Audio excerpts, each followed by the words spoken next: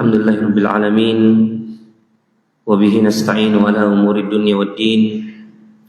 Wassalatu wassalamu ala asyrafil anbiya'i wal mursalin nabiyina Muhammad wa ala alihi wa sahbihi afdhalus salati wa atammu taslim. Amma ba'd. Alhamdulillah, jamaah subuh yang dimuliakan oleh Allah Subhanahu wa taala, pertama-tama tentunya kita memanjatkan puji dan syukur kehadirat Allah Subhanahu wa taala, di mana pada subuh hari ini kita kembali dipertemukan oleh Allah Subhanahu wa taala di majelis ilmu yang berberkah ini, dan semoga Allah Subhanahu wa taala menjadikan kehadiran kita pada subuh ini menjadi pemberat timbangan kebaikan kita di hari kiamat insyaallah. Salam dan salawat semua tetap tercurahkan kepada Nabi kita tercinta Rasulullah Muhammad sallallahu alaihi wasallam sebagai nabi dan teladan kita semua, dan kita berharap semoga Allah Subhanahu wa taala mengumpulkan kita bersama beliau dan orang-orang yang kita cintai di surga Allah Subhanahu wa taala kelak. Amin ya rabbal alamin. Baik jamaah Masjid Bukit Nirwana yang kami muliakan, sedianya yang mengisi ta'lim pada subuh hari ini adalah Ustaz kita, Ustaz Dr. Muhammad Basran hafizahullah. Namun kemarin sore beliau menghubungi kami karena beliau ada tabrakan jadwal, jadi beliau mengamanahkan kami untuk mengisi di masjid kita ini. Iya. Dan sebelumnya ya kami sebenarnya merasa segan ya mengisi di masjid kita ini, karena di sini ada guru kami di Istiba dulu, Ustaz Azwar, ada Ustaz Nirwan ya. Beliau ini adalah guru kami dulu waktu di Istiba sebelum melanjutkan studi ke Arab Saudi. Iya. Dan lewat beliau inilah dengan izin Allah Subhanahu wa taala alhamdulillah kami sampai pada saat ini. Iya. Baiklah jemaah sekalian yang dimuliakan oleh Allah Subhanahu wa taala, tema yang diberikan kepada kami pada subuh hari ini adalah tafsir dan tadabbur dari surah Al-Kautsar, mengingat bahwasanya ya, ini adalah momennya untuk kita membahas surah ini. Ya, apalagi menjelang hari raya Idul Kurban atau hari raya Idul Adha. Ya, yang semoga Allah Subhanahu wa taala memberikan kita semangat, utamanya dalam melaksanakan ibadah yang sangat agung, yaitu ibadah kurban beberapa hari ke depan insyaallah taala. Baik. Sebelumnya sampai nyemarahin Ustaz taklimnya biasanya syuruk jam berapa sekarang? Ya? 5:10. Oh ya, baik. Kemudian kita setengah jam saja atau paling lama 40 menit ya, insyaallah. Baik. Jadi kita langsung saja bahwasanya jamaah sekalian, di antara kewajiban kita terhadap Al-Qur'an tidak hanya sekedar pada membaca saja dan menghafalkannya. Iya. Itu sebuah keutamaan, tidak diragukan lagi ketika di antara kita sudah mulai pandai membaca Al-Qur'an apalagi menghafalkannya, sebuah kemuliaan yang sangat besar. Namun ternyata kewajiban kita terhadap Al-Qur'an tidak hanya sampai pada di situ, tidak hanya sampai pada tingkat itu saja. Lebih daripada itu, ada tingkatan yang lebih tinggi daripada sekedar membaca dan menghafalkannya, yang tidak lain inilah tujuan besar diturunkannya Al-Quran, yaitu at-tadabbur, merenungi dan memahami makna dan kandungannya. Sebagaimana firman Allah Subhanahu wa taala, kitabun anzalnahu ilaika mubarakun liyadabbaru ayatihi wa liyatadzakkara ulul albab. Kitab yang Allah Subhanahu wa taala turunkan kepada kalian sifatnya berberkah. Kapan itu? liyadabbaru ayatihi, ketika dia merenungkan, mentadabburi dan mengambil kandungan apa yang disebutkan di dalamnya.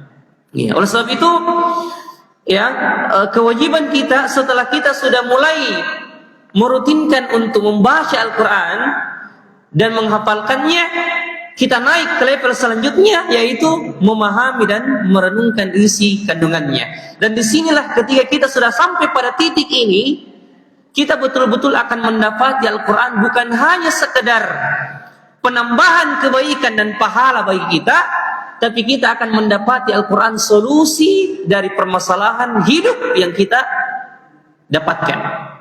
Ya. Kapan Al-Quran menjadikan kita kapan Al-Quran menjadi berberkah dan solusi dari masalah hidup yang kita hadapi? Ketika kita sampai pada titik ini, kita sudah mulai mempelajari dan mengkaji isi kandungannya.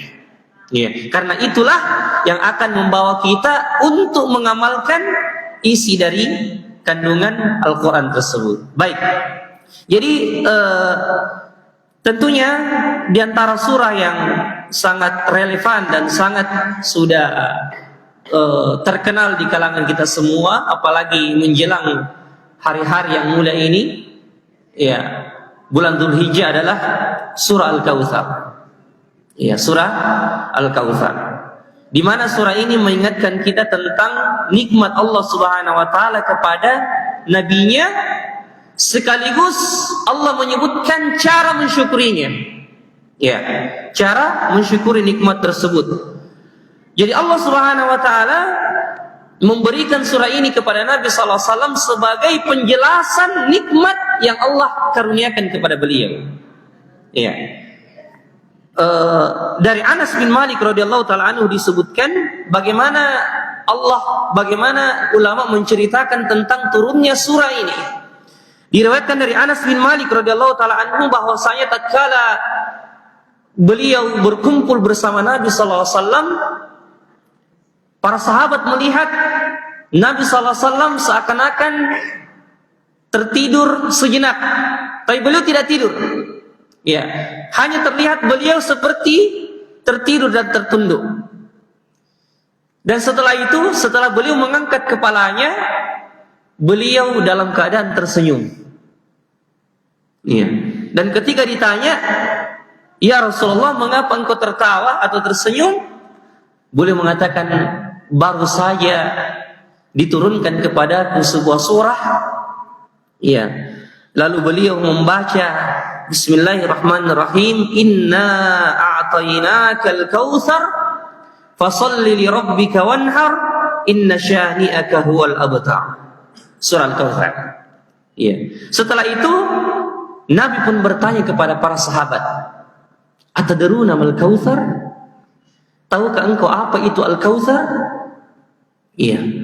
Maka para sahabat menjawab, "Allahu wa rasuluhu a'lam." Allah dan Rasulnya yang lebih mengetahui. Maka Nabi pun melanjutkan sabdanya, "Fa innahu nahrun wa'adanihi Rabbi azza wa jalla alaihi khairun katsir." Sesungguhnya Al-Kautsar itu adalah sebuah sungai yang dijanjikan kepadaku oleh Tuhanku, yang dimana di dalam sungai itu terkandung kebaikan yang sangat banyak.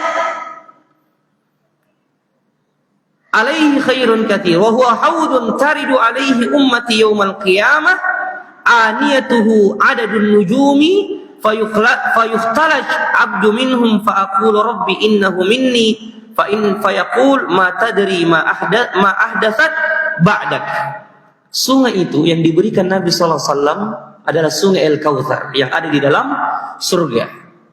Dan ternyata di hari kiamat nanti, ketika manusia dibangkitkan di hari padang mahsyar, air sungai yang ada di dalam surga itu mengalir muaranya sampai di padang mahsyar. Yang kelak itulah air sungai yang menjadi muara tadi yang sampai di padang mahsyar, itulah yang disebut dengan Al-Haud, telaga. Ya, telaga Al-Kautsar, yang dimana Nabi menggambarkan bahwasanya di telaga itu siapa yang meminum air itu tidak akan pernah haus selama-lamanya. Iya. Dan disebutkan di antara keistimewaan dari telaga itu, bejana-bejananya, gelas-gelasnya, sejumlah bintang-bintang yang ada di langit, sangat banyak. Iya. Kemudian Nabi menyebutkan semua umatku akan meminum dari air telaga tersebut, dan itu merupakan hak dari umat Nabi kita Muhammad SAW, kecuali ada beberapa orang yang nanti mendatangi telaga tersebut dan ingin sekali meminum airnya, karena di hari kiamat begitu sangat hausnya orang menghadapi keadaan tersebut, sampai-sampai mereka sangat ingin meminum seteguk saja dari air telaga itu. Tapi mereka dihalangi. Di antara manusia ada nanti yang dihalangi dari meneguk dan mencicipi air telaga Nabi SAW itu. Siapakah mereka? Ternyata mereka ini adalah orang-orang yang melakukan amalan yang tidak pernah dicontohkan oleh Nabi SAW semasa hidupnya, yang mengadakan sesuatu yang tidak pernah Nabi contohkan. Makanya Nabi sempat heran ketika Allah menjelaskan tentang sungai ini, bahwa saya semua umatmu akan meminumnya kecuali beberapa orang yang dihalangi. Nabi bertanya, ya Allah, bukankah dia umatku? Iya. Lalu Allah pun atau Jibril mengatakan, engkau tidak tahu apa yang dilakukan oleh mereka sepeninggalmu. Maksudnya mereka melakukan amalan-amalan yang tidak pernah dicontohkan dan dilakukan oleh Nabi SAW. Inilah bahayanya pelaku-pelaku bid'ah yang mengadakan sesuatu yang tidak pernah dicontohkan oleh Nabi SAW. Mereka lah orang-orang yang dihalangi dari telaga Al-Kautsar tersebut. Iya. Ini diantara penjelasan, dan ini hadis yang sahih diriwayatkan oleh Imam Muslim dalam kitab sahihnya, ya. Dan derajat hadis ini tentunya sahih. Iya. Kemudian kita masuk pada tafsir dan tadabbur dari ayat ini. Jadi Allah Subhanahu wa taala mengatakan, "Inna a'tainaka al-kautsar." Sesungguhnya kami telah memberikan kepadamu al-kautsar. Dari hadis yang kita sebutkan tadi, kita sudah tahu apa itu maknanya al-kautsar, yaitu sungai di dalam surga.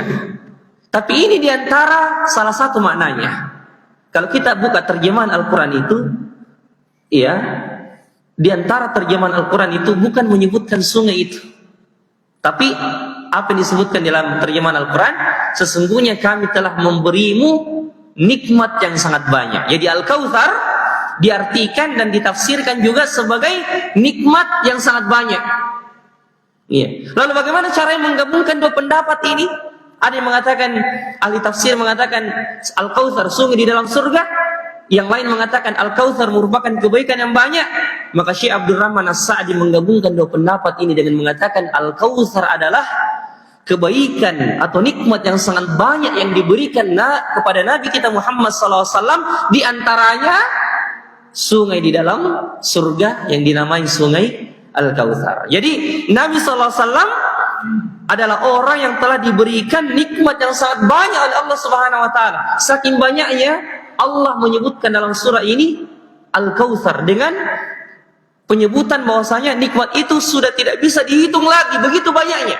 Kebaikan yang sangat banyak. Iya, Al-Kautsar kebaikan yang sangat banyak. Iya. Maka coba kita perhatikan di sini, Allah mengatakan kepada Nabi, "Inna a'tainaka al-kautsar." Sesungguhnya kami kata Allah telah memberimu sebuah pemberian yang sangat besar, nikmat yang sangat banyak. Siapa yang memberikan di sini nikmat? Siapa pemberi nikmat di sini? Allah. Dan apa yang diberikan? Nikmat yang sangat banyak. Maka kalau kita memikirkan makna daripada ayat ini, sesungguhnya kami yang memberikan saja adalah Allah Subhanahu wa taala, yang merupakan zat Tuhan yang kaya raya, yang di tangannya lah segala kekayaan langit dan bumi. Iya. Dan ditambah lagi Allah mengatakan di sini kebaikan dan nikmat yang sangat banyak, bukan satu kebaikan, bukan dua kebaikan, tapi kebaikan yang sudah sangat banyak yang tidak bisa dihitung lagi. pemberinya adalah zat yang maha kaya, yang kekayaannya tidak bisa dihitung, yang memiliki kekayaan langit dan bumi, dan memberikan nikmat itu yang sangat banyak. Andaikan di antara kita dikatakan, ya, si A mendapatkan nikmat dan pemberian dari wali kota Makassar, setanah misalnya 1 hektar, ya, tanah 1 hektar, yang memberikan apa? Wali kota. Dan yang diberikan bukan sekedar uang, tapi sudah sebidang tanah. Yang memberikan siapa? Pak Wali Kota yang memiliki kedudukan. Yang diberikan apa? Tanah yang sangat besar, pemberian yang sangat banyak. Bukan hanya uang, tapi bahkan tanah.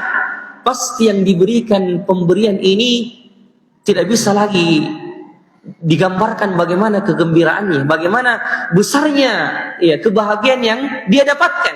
Karena yang memberikan adalah Pak Wali Kota, yang orang yang memiliki kedudukan. Yang kedua, pemberian yang diberikan kepadanya bukan pemberian yang main-main, bukan uang 100.000, bukan uang 1 juta, tapi yang diberikan sebidang tanah 1 hektar yang harganya puluhan dan ratusan juta.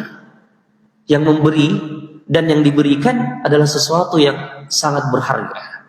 Maka bagaimana lagi pendapat kita kalau yang memberikan sesuatu itu adalah pemilik nikmat di atas segala nikmat, ya, yang maha kaya, ya, yang dia berikan itu bukan hanya 1, bukan hanya 2, tapi kebaikan yang sangat banyak yang tidak bisa dihitung lagi, ya. Dan diantara kebaikan dan keistimewaan Nabi yang tidak diberikan pada nabi-nabi yang lain, Nabi mengatakan, nusirtu birru'bi masirata syahrin. Aku telah ditolong oleh Tuhanku dengan dimasukkannya rasa takut pada musuhku sejarak 1 bulan perjalanan. Jadi kalau Nabi berperang itu dengan sebuah kaum, 1 bulan sebelum bertemunya Nabi dengan musuhnya itu sudah mulai takut. Ya, 1 bulan sebelum bertemu dengan Nabi. Dan itu diantara keistimewaan dan kebaikan, keutamaan yang Allah berikan kepada Nabi yang tidak diberikan pada nabi-nabi yang lain. Di antara kebaikan yang banyak, ya, dan sudah menjadi metode Al-Quran dan kebiasaan Allah di dalam Al-Quran. Ketika Allah menyebutkan suatu nikmat kepada Nabi, Allah menyebutkan cara mensyukurinya, ya, cara mensyukurinya. Ketika Allah menyebutkan nikmat kepada Nabi dalam surah Ad-Duha, Allah katakan, ya, wa wajadaka dhallan fahada wa wajadaka ailan fa'aghna. Ya, fa'ammal yatima fala taqhar. Kan sesungguhnya kami telah mendapatimu yatim, lalu kami, ya, menolongmu, memberikan kepadamu perlindungan. Kemudian wa wajadaka dhallan fahada, kami mendapatimu orang yang sesat, atau bukan orang yang sesat, orang yang tidak tahu, lalu kami memberimu pengetahuan. Wa wajadaka ailan fa'aghna, dan kami mendapatimu orang-orang yang miskin, orang-orang yang tidak memiliki apa-apa, lantas kami mencukupkanmu, mencukupkan kebutuhanmu. Ini nikmat yang Allah berikan kepada Nabi. Ayat setelahnya apa? Fa'ammal yatima fala taqhar. Maka terhadap anak yatim jangan engkau menghardiknya ya Rasulullah. Wa ammas sa'ila fala tanhar. Dan kepada yang meminta-minta, entah itu meminta ilmu atau meminta harta, jangan engkau menolaknya. Jadi ada nikmat, ada cara mensyukurinya. Ya. Begitupun dalam surah Al-Insyirah ketika Allah mengatakan alam nasyrah laka sadrak wa wada'na anka wizrak, bukankah kami telah melapangkan dadamu untukmu. Ya. Dan juga bukankah kami telah mengangkat namamu ya Rasulullah, dengan disebutkan dalam azan, disebutkan dalam tasyahud, disebutkan dalam syahadat, itu bentuk Allah mengangkat namanya Nabi SAW. Maka di antara cara mensyukurinya, di akhir surah Al-Insyirah Allah katakan, فَإِذَا فَرَقْتَ فَانْصَبَ وَإِلَىٰ رَبِّكَ فَارْغَبَ. Maka ketika selesai terhadap suatu ibadah, maka berpindahlah pada ibadah yang lain. Jadi ada nikmat, ada cara mensyukurinya. Dan ketika Allah Subhanahu wa taala menyebutkan di sini tentang nikmat yang sangat banyak itu, dalam surah Ad-Duha tadi, dalam surah Al-Insyirah Allah menyebutkan nikmatnya satu persatu.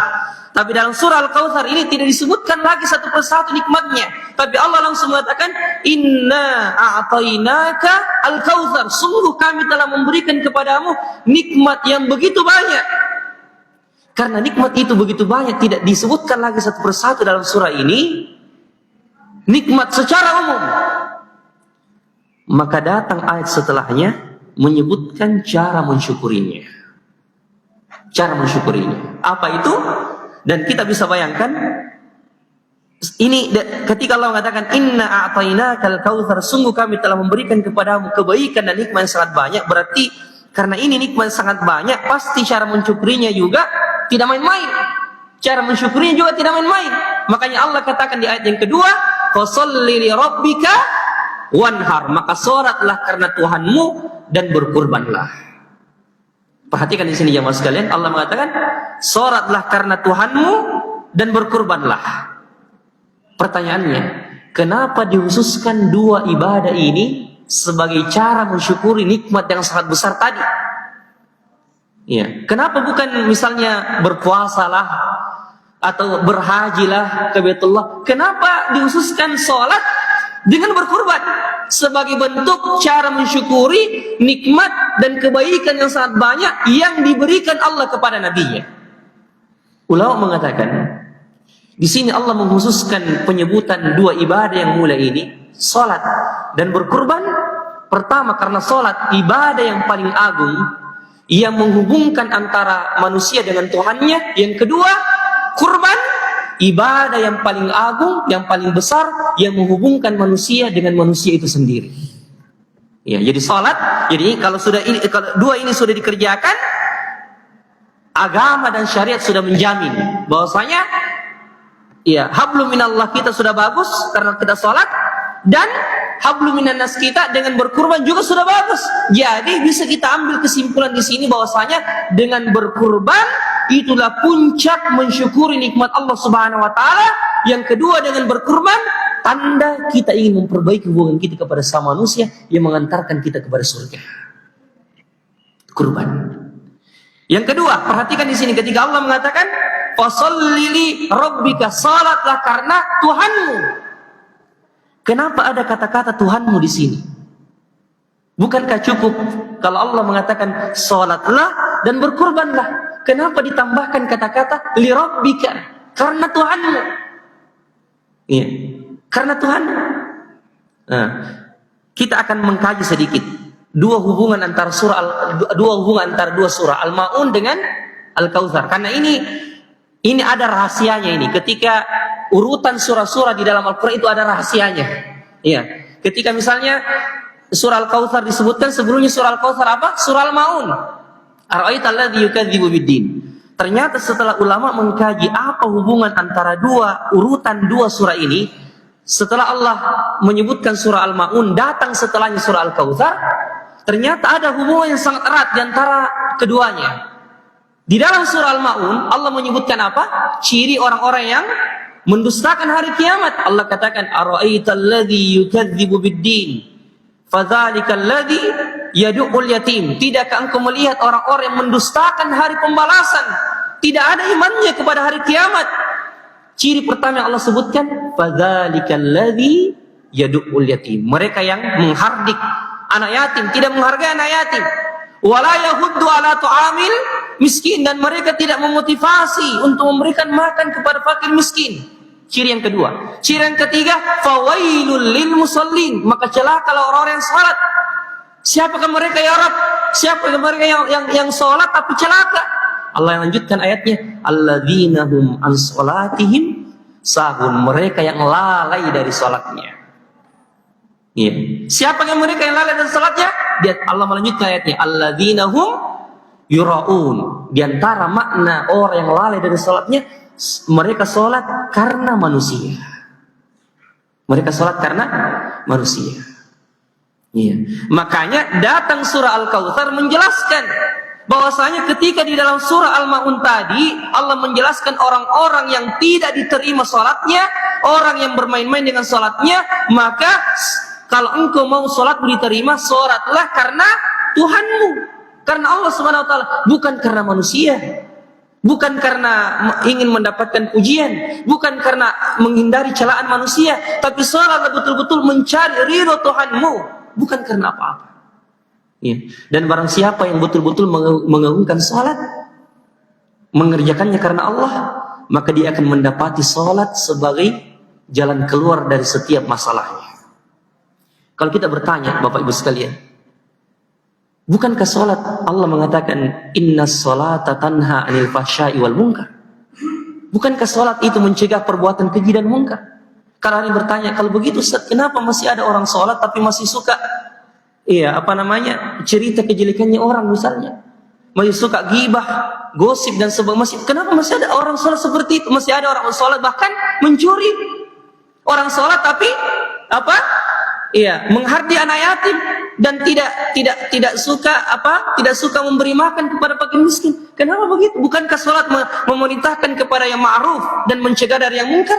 Kita katakan boleh jadi salatnya belum sepenuhnya li rabbik fasholli li rabbika, bukan karena Tuhan dia salat. Karena orang munafik juga salat. Tapi di antara ciri orang munafik ketika salat, idza qamu ila sholati qamu kusala. Mereka orang-orang munafik kata Allah, mereka ketika berdiri salat dalam keadaan malas. Kenapa malas? Yura'unan nas, karena memang tujuannya salat hanya ingin dilihat manusia, bukan karena Allah. Jadi ketika mereka berdiri malas-malasan salat, asal sekedar ditahu datang ditahu salat. Tapi berdiri salat tidak ada, mulai dari takbiratul ihram sampai salam, masih dagangnya diingat, masih bisnis yang diingat, masih dunia yang diingat. Tidak ada yang diingat Allah, sedikit saja dia mengingat Allah di dalamnya. Ya, kenapa? Karena dia memang salat bukan karena Allah. Andaikan dia salat karena Allah, pertama dia akan datang tepat waktu. Yang kedua dia akan memperhatikan waktunya. Yang ketiga dia akan betul-betul memperhatikan bagaimana agar dia bisa khusyuk dalam salat, bukan sekedar menggugurkan kewajiban. Fasholli li rabbika, salatlah karena Tuhanmu. Iya. Jadi ya sekalian, ketika Allah menceritakan tentang orang munafik, kenapa dia berdiri dalam keadaan malas dan dia tidak mengingat Allah kecuali hanya sedikit saja, karena tidak ada pengagungan di dalam hatinya terhadap Allah. Mereka sholat karena manusia, dan apa-apa yang dilakukan karena manusia, yakin dan percaya orang itu tidak akan menikmati ibadah tersebut, tidak akan menikmati ibadah itu. Ya, karena memang letak kenikmatan ibadah ketika memang yang dicari dalam ibadah itu ridha Allah, kebaikan dari Allah. Kita mengingat apa yang Allah berikan kepada orang-orang yang sholat, pahalanya, balasannya, meskipun kita tidak melihat balasan dan pahala itu. Dan inilah hebatnya orang-orang beriman. Ketika tidak diperlihatkan pahala kepadanya, tidak diperlihatkan balasan kepadanya, tapi dia bersungguh-sungguh mengerjakan sholat itu, disitulah hebatnya iman. Beda dengan orang munafik yang segala sesuatunya ingin dia lihat di depan matanya langsung. Balasannya harus ada di depan matanya. Tapi beda dengan orang beriman. Kenapa kita mencoba datang ke masjid ini, Masjid Bukit Nirwana, sholat subuh, sedangkan enaknya tidur di rumah, mungkin ambil selimut, apalagi kalau lagi hujan-hujan. Sedangkan kita datang ke masjid ini, kita tidak dikasih uang, kita tidak dikasih sembako misalnya, tidak ada dikasih. Kita datang sukarela, ya, tidak ada diberikan kepada kita dari segi dunia, tidak ada. Tapi kenapa kita mau datang? Itulah hebatnya iman, yang menggerakkan jiwa seseorang untuk datang menghadap kepada Allah. Iya. Maka fasholli li rabbika wanhar, dan salatlah karena Tuhanmu dan berkurbanlah.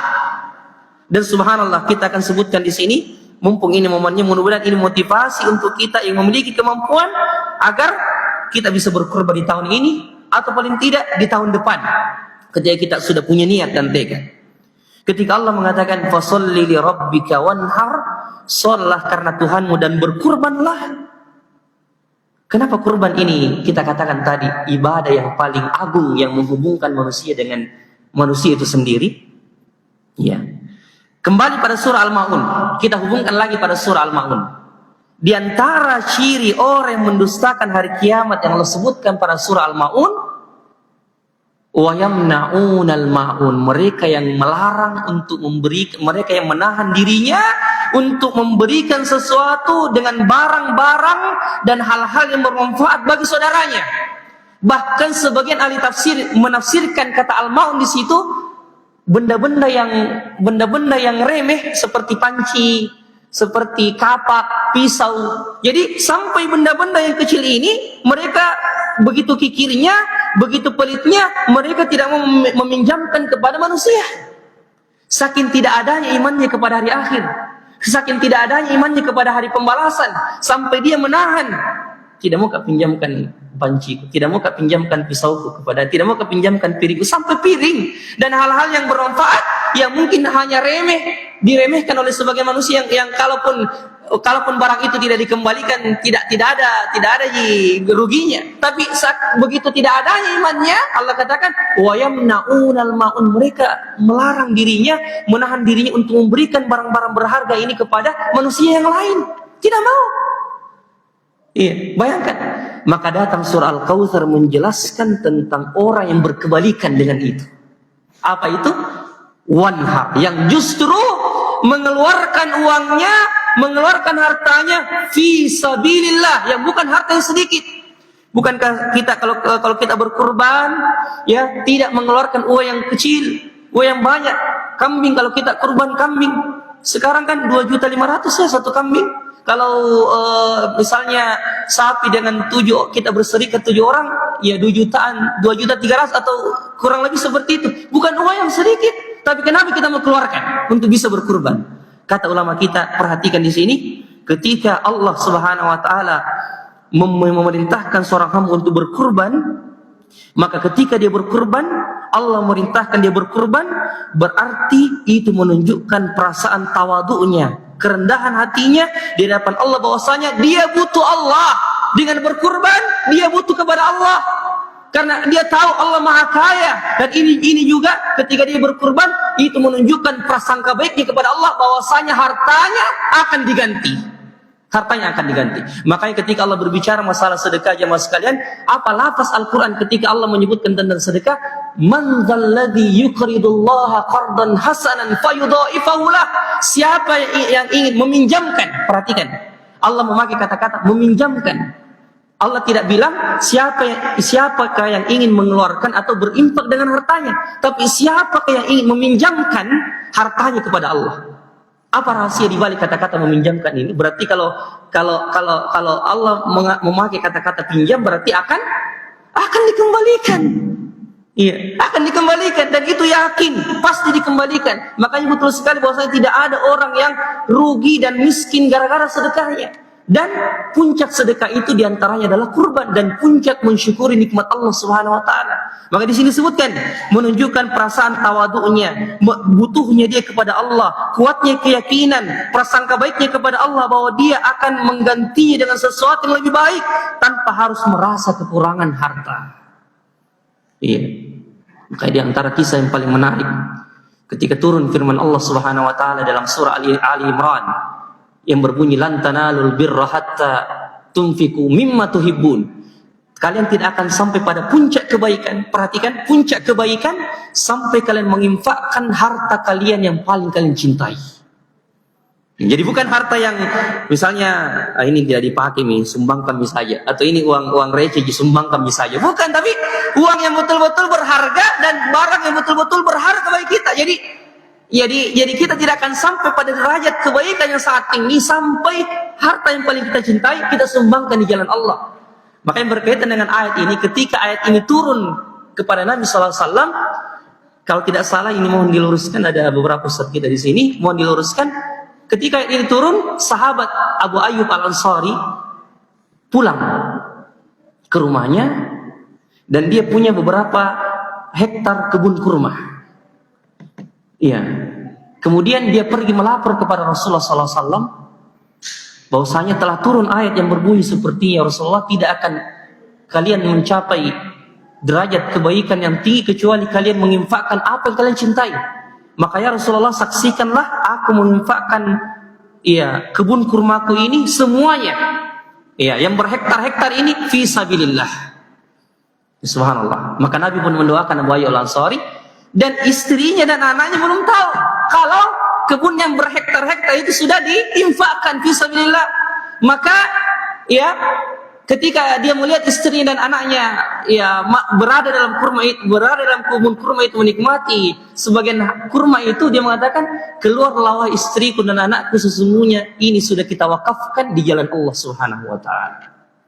Maka Nabi mendoakan kebaikan bagi Abu Ayyub ketika dia sudah menginfakkan. Bayangkan kebun kurma yang mungkin dia rawat selama ini, yang dia tumbuhkan selama ini, yang dia rawat, dia pakai pekerja untuk Tapi ketika turun ayat ini, begitu tunduknya para sahabat kepada perintah Allah Subhanahu wa taala. Ya, pada saat itu. Jadi, fasholli li rabbika wanhar. Makanya ketika Nabi sallallahu alaihi wasallam dikatakan kepada fasholli li rabbika wanhar, maka Nabi tidak main-main. Nabi betul-betul mengamalkan ayat ini dan mengatakan dan disebutkan pernah Nabi sallallahu alaihi wasallam berkurban dengan 100 ekor unta. 100 ekor unta. 63 beliau sembeli dengan tangan beliau sendiri, dan sisanya diserahkan kepada ahli untuk menyembelih sisa dari hewan kurban. 100 ekor unta yang kalau kita kalkulasikan, satu ekor unta sekarang mungkin 20 jutaan lebih harga unta. 100 ekor unta pada saat itu beliau sumbangkan di jalan Allah Subhanahu wa taala. Jadi subhanallah, ini bentuk prasangka baik kepada Allah Subhanahu wa taala. Kemudian ketika seseorang berkurban, jamaah sekalian, itu menunjukkan bahwasanya dia sedang mengamalkan sabda Nabi sallallahu alaihi wasallam yang mengatakan, ahabbul a'mali ilallahi sururun tudkhiluhu ala qalbi muslim. Di antara amalan yang paling dicintai oleh Allah adalah rasa bahagia yang kau masukkan pada diri saudara. Inilah hikmahnya berkurban. Kita tahu bahwasanya di hari raya itu, bukankah hari raya itu hari yang paling orang berbahagia, berlebaran, bertemu dengan keluarga, memakai pakaian baru. Tapi mungkin di sebagian saudara kita tidak. Kita mungkin yang memiliki kemampuan, kita bisa makan enak, makan daging, makan buras. Tapi ada sebagian saudara kita yang mungkin sampai makanan itu jarang mereka cicipi. Bahkan selama ini mereka tidak pernah makan ayam, makan daging, makan sapi. Maka subhanallah, di antara hikmahnya ketika kita bisa berkurban di hari raya Idul Adha, dan coba kita bayangkan sendiri ketika kita berkurban dan membagi-bagikan daging kurban itu kepada tukang becak misalnya, atau saudara-saudara kita yang fakir, yang mungkin tidak memiliki penghasilan yang cukup untuk memenuhi kebutuhannya, yang pada saat itu yang selama ini jarang memakan yang enak. Betapa bahagianya kita lihat raut mukanya yang sangat bahagia ketika menerima daging kurban itu. Dan bukankah Nabi katakan tadi, amalan yang paling dicintai oleh Allah adalah rasa bahagia yang engkau masukkan pada diri seorang muslim. Dan puncak hari kebahagiaan itu adalah 2 hari raya, hari raya Idul Fitri dan hari raya Idul Adha. Jadi bisa kita bayangkan banyaknya pahala ketika kita bisa berkurban. Karena selain kita memperbaiki hubungan kepada manusia, kita bahagiakan juga manusia.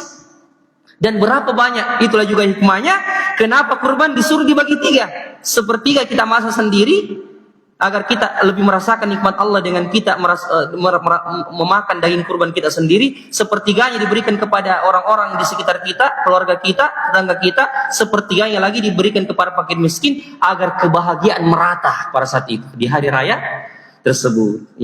Setelah 5 menit jadi ini diantara keutamaan berkurban. Lalu Allah pun mengatakan, menutup ayat terakhir dengan mengatakan, inna syani'aka huwal abtar, dan sesungguhnya orang-orang yang membencimu dialah yang terputus. Apa maksud ayat ini? Ketika Allah mengatakan sungguh orang-orang yang membencimu dialah yang terputus dari rahmat Allah, karena orang-orang Quraisy ketika meninggal anaknya Nabi, anak laki-lakinya Nabi, mereka mengatakan Muhammad sudah terputus dari kebaikan. Karena kita tahu semua anak laki-lakinya Nabi meninggal sebelum balik. Ibrahim, Abdullah, dan anak-anak laki-laki yang lain. Maka ketika keduanya ini meninggal, maka orang-orang Quraisy mencela Nabi dan menghina Nabi dengan mengatakan, inna Muhammadan rajulun abtar, sesungguhnya Muhammad itu laki-laki yang terputus kebaikan darinya.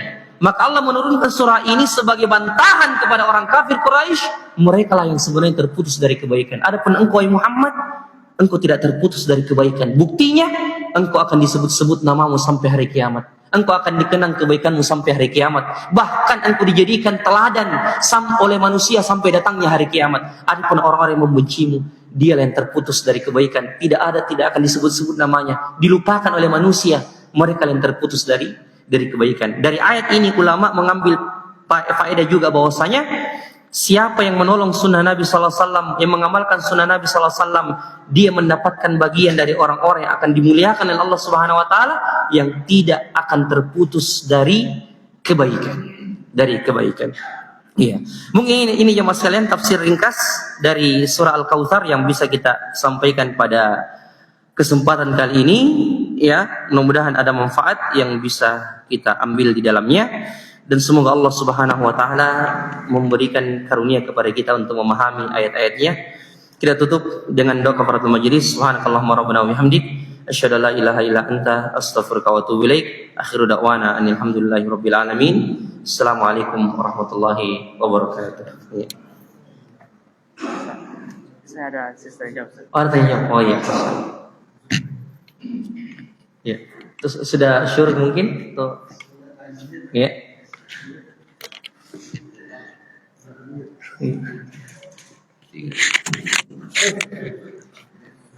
Kasih Ustaz. Assalamualaikum warahmatullahi wabarakatuh. Waalaikumsalam warahmatullahi wabarakatuh. Terkait pembahasan tadi Ustaz, pertanyaan pertama yang mukadimah tadi itu Ustaz tentang membaca Al-Quran dan menghafalkan. Bukan hanya sampai di situ, tapi kita harus mentadaburi lagi. Mungkin usia-usia seperti kami ini kan membaca Al-Quran sudah kita masih terbata-bata membaca, apalagi menghafalnya dan mentadaburi. Bagaimana kiat-kiat supaya bisa kita bisa bukan hanya bukan mentadaburi, tapi bisa menghafal. Mungkin karena usia-usia seperti kami ini seperti itu Ustaz. Yang pertama Ustaz, yang kedua tentang sholatlah karena Tuhanmu. Yang tadi Ustaz jelaskan, orang yang tepat waktu sholat itu dia sudah mendekati dengan Tuhanmu. Tapi bagaimana Ustaz, kita sudah sholat tapi pikiran sudah tepat waktu, setiap waktu kita datang ada panggilan kita datang, cuma masih pikiran masih kemana-mana. Bagaimana itu Ustaz supaya bisa untuk pada saat sholat itu untuk fokus kepada Allah. Itu yang kedua. Yang ketiga Ustaz, berkurbanlah.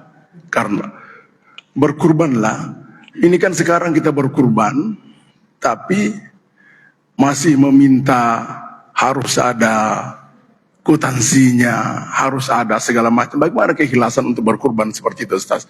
Yang dia store itu uang untuk berkurban yang untuk 7 orang itu ada masih cari mana, kenapa tidak cukup anuku ini, dagingku ini segala macam. Bagaimana bentuk kurbannya seperti itu Ustaz? Oh, iya. Mungkin sekian. Assalamualaikum warahmatullahi wabarakatuh. Iya, maksudnya pembagiannya ya, saya tidak puas dengan pembagian dagingnya ya. Insyaallah tentunya di sini ada Ustaz kita bisa kita tanyakan ya. Ustaz Nirwan, Ustaz Azhar bisa kita tanyakan lebih lanjut, tapi izinkan kami menjawab sedikit dari hal itu. Yang pertama tentunya tadi tentang bagaimana kita yang di usia lanjut kiat menghafal ya, difokuskan pada menghafal ya tadi ya. Iya, baik. Tentunya Allah Subhanahu Wa Taala katakan kepada kita semua ya jemaah sekalian, walaqad yassarnal Qur'ana lidzikri fahal min muddakir. Dan sungguh kami telah menjadikan Al-Quran itu mudah bagi orang-orang yang ingin mengambil pelajaran di dalamnya. Dan itu terulang beberapa kali dalam surah Al-Qamar. Ya. Tentunya di antara bentuk dimudahkannya itu adalah dihafal. Lalu kita mengatakan bagaimana dengan kita Ustaz yang sudah berusia lanjut, yang mungkin memori sudah tidak sama dengan memorinya anak muda, ya, kekuatannya anak muda dalam menghafal. Saya hanya mau bilang di antara firman Allah Subhanahu Wa Taala, "Walladzina jahadu fina lanahdiyannahum subulana wa innallaha lama'al muhsinin." Ya. Dan sungguh kami akan betul-betul memperlihatkan jalan kami kepada orang-orang yang jahadu. Jahadu artinya ada tekad, ini pertama, tekad yang betul-betul bulat, yang bersungguh-sungguh, bukan setengah-setengah dia mau menghafal Al-Quran, ada tekad yang kuat, kemudian ada kesungguhan dan konsistensi meskipun sedikit. Dan Nabi mengatakan, ahabbul a'mali ilallahi adwamuha wa in qall. Tentunya, ya Nabi mengatakan sesungguhnya amal yang paling dicintai oleh Allah yang rutin meskipun sedikit. Yang perlu kita ketahui di sini, bagi kita mungkin yang sudah berusia lanjut, mungkin kita sudah sulit menghafal 30 juz. Tidak sama dengan anak kita. Mungkin kita sulit menghafal setengah Al-Quran. Tapi Allah Subhanahu wa taala tidak ada kewajiban dari Allah Subhanahu wa taala untuk kita bisa menghafal 30 juz. Jadi itu bukan sebuah keharusan, tapi yang Allah lihat apa? Yang Allah lihat proses. Yang Allah akan tanya di hari kiamat, adakah kita mau belajar? Itu saja. Ya. Jadi kalau kita sudah ada keinginan mau belajar, kita melewati proses itu dan kita pantang mundur meskipun kita terbata-bata, meskipun kita susah masuk hafalan, tapi kita berlanjut terus itu proses, itulah yang Allah hargai dan berikan pahala. Jadi meskipun Bapak mungkin menghafal tapi susah masuk, yang penting ada yang masuk dan berjalan prosesnya, maka itu sudah kebaikan di atas kebaikan. Ya, jadi kita orang tua khususnya tidak dituntut bahwasanya kita harus menghafal 30 juz, ya menghafal meskipun kita menghafal juz amma surah-surah pendek, ya lalu bahkan kita ada usaha saja untuk memperbaiki bacaan Al-Qur'an kita, itu sudah luar biasa sebenarnya. Usaha untuk memperbaiki bacaan. Ya. Dan biarlah anak-anak kita mungkin yang mewariskan, ya, yang kita dapatkan kebaikannya melalui hafalan-hafalan Al-Qur'annya, ya. Tapi tidak menutup kemungkinan juga bagi orang-orang yang betul-betul bertekad. Ya, ada pernah kami baca kisah ibu-ibu yang umur 60 tahun ya yang menghafal Al-Qur'an. Ya, yang dia rutin sedikit-sedikit sambil dia ibu rumah tangga, dapur, tapi ini tadi mungkin konsistensi dan kesinambungan itu rutin, ya. Jadi dia tidak berhenti di tengah jalan, ditambah ada tekad dan semangat yang kuat, dan itulah yang Allah lihat, dan Allah sama sekali tidak melihat hasil yang diinginkan. Ini yang pertama. Yang kedua, apa tadi yang kedua? Ya, salatlah karena Tuhan. Bagaimana itu ya? Sebenarnya kita singgung sedikit ke firman Allah yang mengatakan alladzina hum an salatihim sahun. Mereka yang lalai dari salatnya. Kita tidak sempat bahas tadi ini karena waktu. Di antara makna lalai dari salat ini, di antara pendapat ulama kita mengatakan yang lalai itu yang tidak memperhatikan waktunya, yang mengakhirkan salat. Sudah masuk waktu, dia salat duhur, nanti mau salat asar. Dia salat asar, nanti mau salat maghrib. Itu namanya melalaikan. Ya, dan di antara maksud daripada melalaikan di situ orang-orang yang sama sekali tidak memiliki usaha untuk khusyuk. Tapi ya, yang dinamakan khusyuk itu memang adalah sesuatu yang sulit. Makanya Nabi pernah mengatakan dalam sebuah sabdanya bahwasanya di antara kalian yang sholat ada yang mendapatkan 1/2 saja dari sholatnya. Ada yang mendapatkan 1/3-nya, ada yang mendapatkan 1/4 dari sholatnya. Bahkan Nabi mengatakan ada yang hanya mendapatkan 1/10 dari sholatnya. Jadi memang khusyuk itu tidak ada yang bisa khusyuk, ya, kecuali Nabi SAW mungkin ya. Bahkan para sahabat pun mengeluhkan hal ini kepada Nabi SAW. Ya, maka kita katakan memang khusyuk itu adalah sesuatu yang tidak bisa 100%. Tapi kita katakan ketika pikiran itu sudah mulai kemana-mana, ya, kita sholat takbiratul ihram, kita awalnya khusyuk tapi teringat lagi, ya, utang tak sama si A, bisnis tak sama si B, ya. Disitulah kita mulai mengarahkan kembali pikiran kita. Jadi ketika melenceng, arahkan kembali, melenceng, arahkan kembali. Dan diantara hal yang membantu kita bisa khusyuk, ya, memahami apa yang kita baca dalam sholat. Minimal Al-Fatihah, ya, yang kita tahu maknanya. Ya, atau bacaan-bacaan zikir, makna-makna dari zikir, apa makna subhana rabbil azim, apa makna subhana rabbil a'la, maha suci Tuhanku yang maha tinggi.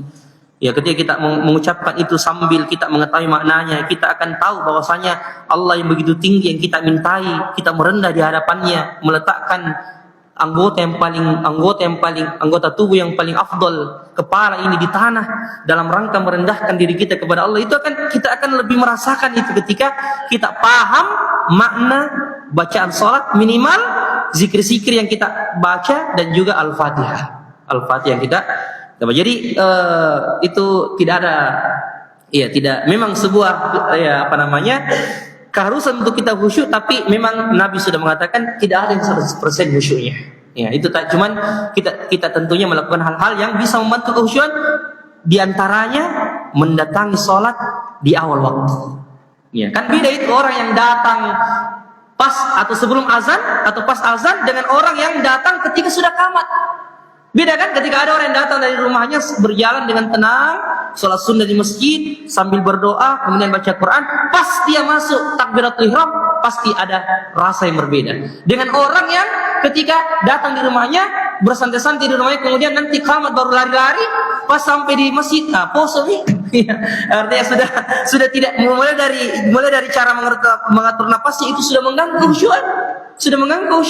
Maka diantara tips untuk kita bisa khusyuk, datang di awal waktu itu ketika azan sudah berkumandang. Itu mungkin Bapak. Ya. Yang terakhir tentang kurban tadi. Bagaimana supaya kita bisa ikhlas? Ya. Ya, yang mungkin kita kadang tidak ridha dengan pembagiannya. Ya memang tentunya diantara hak kita sebagai pekurban, ya kita mendapatkan bagian ya sesuai dengan yang telah Nabi tetapkan, sepertiga ya untuk kita, sepertiga untuk orang lain, dan sepertiga untuk fakir miskin, seperti itu. Namun ketika kita mendapati pembagian itu tidak sesuai dengan keinginan kita, bagaimana itu Ustaz? Iya, seperti itu. Ya, inilah diantara makna keikhlasan pertama yang harus kita lakukan sebelum kita berkurban, ya mas sekalian, memahami firman Allah Subhanahu wa taala yang imam kita bacakan tadi di dalam salat rakaat kedua. La yanalallaha luhumuha wala dima'uha walakin yanaluhu taqwa minkum. Bukanlah ya darah dan dagingnya itu yang sampai kepada Allah, tapi yang sampai kepada Allah itu adalah ketakwaan kalian. Dan di antara ketakwaan, bentuk ketakwaan itu adalah betul-betul sebelum berkurban, betul-betul meniatkan, ya Allah, saya niatkan ini untuk betul-betul bisa berbagi kepada sesama, untuk betul-betul bisa mensyukuri nikmat-Mu, sehingga orang yang niatnya seperti ini, dengan niat berkurban agar kemudian membersihkan hartanya, kemudian juga agar kemudian dia bisa mendekatkan diri kepada Allah, agar dia bisa mungkin dengan kurbannya bisa melihat kebahagiaan saudaranya, maka saya yakin dia tidak akan mempermasalahkan masalah itu, karena memang niatnya untuk berbagi. Meskipun dia dapatkan tidak sesuai dengan keinginannya, maka dia akan berusaha memahami. Mungkin ini ada kesalahan sedikit dari panitia yang mungkin ya itu bisa ditolerir, dan saya memang berkorban dengan niat dan tujuan ya bukan sekedar untuk saya mendapatkan bagi hasil yang sesuai dengan keinginan saya, tapi bagaimana dengan tujuan awal, bagaimana niat saya benar, bagaimana kurban ini mendekatkan diri saya kepada Allah, mensyukuri nikmat harta dan berbagi kebahagiaan kepada sesama. Kapan niat itu hadir pada diri kita, saya yakin insya Allah kita tidak akan mempermasalahkan masalah itu, dan itulah bentuk keikhlasan dan keriduan kita kepada Allah Subhanahu wa ta'ala. Saya kira begitu Pak ya. Ya mudah-mudahan ada manfaat, dan kita cukupkan karena sudah sangat lewat waktunya. Satu pertanyaan saja insya Allah sudah mewakili. Kita tutup. Ya subhanakallahumma rabbana wa bihamdik, asyhadu an la ilaha illa anta, astaghfiruka wa atubu ilaik. Akhiru da'wana alhamdulillahirabbil alamin. Assalamualaikum warahmatullahi wabarakatuh.